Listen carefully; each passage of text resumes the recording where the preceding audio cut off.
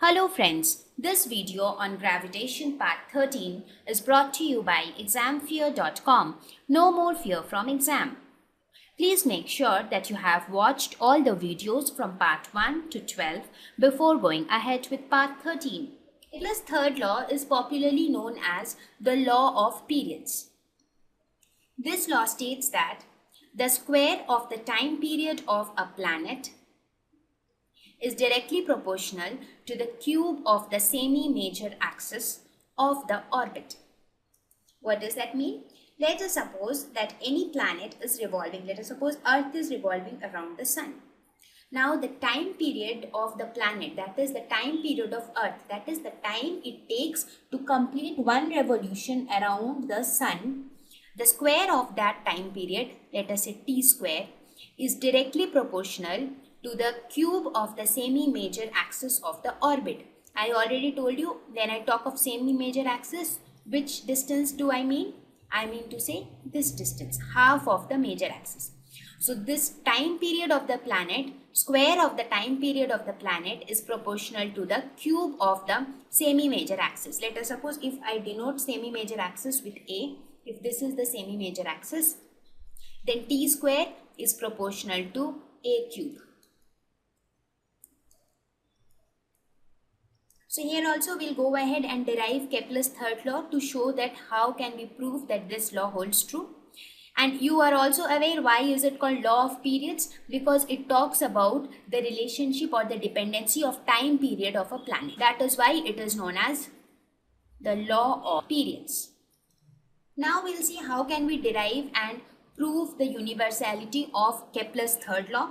Let us suppose the mass of the planet is denoted by, we are denoting small m as the mass of planet. And let us suppose we denote mass of Sun by capital M. Now remember Newton's universal law of gravitation. What did it say? If this is your Sun and let us suppose this is the planet which is revolving around the Sun, so there has to be a force of gravitation between the planet and the Sun. What is that force of gravitation? That is G into m1 m2 by r square, right? So let us say G into m1 m2 divided by r square. Let us say the distance between the planet and the Sun is r. So this will be r square. At the same time, since it is moving in an elliptical orbit, there has to be a centripetal force which helps the planet to move around the Sun in a circular path, right? So that centripetal force would be nothing but mv square by r. Now, since the planet is moving around the Sun in a stable orbit, that means these two forces are balancing each other. So this force due to gravitation should be equal to this centripetal force. So F should be equal to Fc. So if we equate the values, we get gmm by r square should be equal to mv square by r. This m and this m will get cancelled. One r this side and this r will also get cancelled. So we get gm by r is equal to v square. Now what do you think would be v? What is velocity of the planet?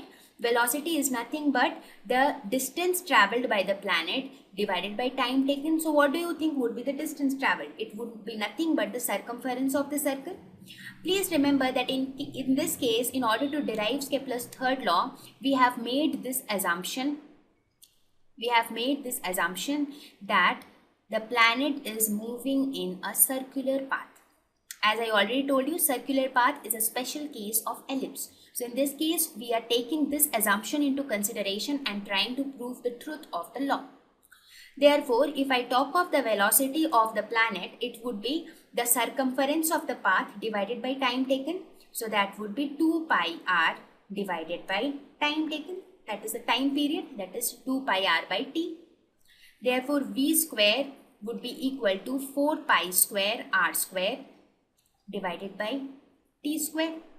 Now we put this value in this equation. So we will get gm by r is equal to 4 pi square r square divided by t square. So from here we can see t square is equal to 4 pi square divided by gm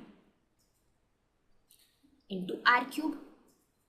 So very clearly you can see that this is a constant quantity because mass of the sun is constant, capital G is the universal gravitational constant, and 4 pi square is definitely a constant. So this entire thing is a constant. So this proves that t square is proportional to r cube. So r, what was r in this case? R was nothing but the radius of the circle. And I also mentioned you before that a circle is a special case of ellipse whose radius is equal to the semi-major axis of the ellipse. That means when the semi-major axis, when an ellipse converts into a circle, the semi-major axis becomes the radius. That means if I talk of a circle, then t square is proportional to r cube, where r is the radius of the circle. So when I talk of an ellipse in general, so in general for ellipse, t square would be proportional to a cube, where a is the semi-major axis. So in this case, what our idea was basically to prove the truth of this law for a circle, and then analogous to this, we proved it for ellipse. We said that since it is true for circle, so it would be true for the ellipse. That is what we did here, right? So basically what we did, since a planet is moving in a circular path around the sun, therefore the centripetal force acting on the planet and the gravitational force acting on the planet should be equal. So from that equality itself, we derived that t square is proportional to r cube when we talk of a circle. And when we talk of an ellipse, the radius of the circle is nothing but the semi-major axis of the ellipse. So t square is proportional to a cube. Thank you. Please visit examfear.com to watch free educational videos, try free online tests, get the best quality study materials, study from the best tutors and mentors, and much more. Thank you once again.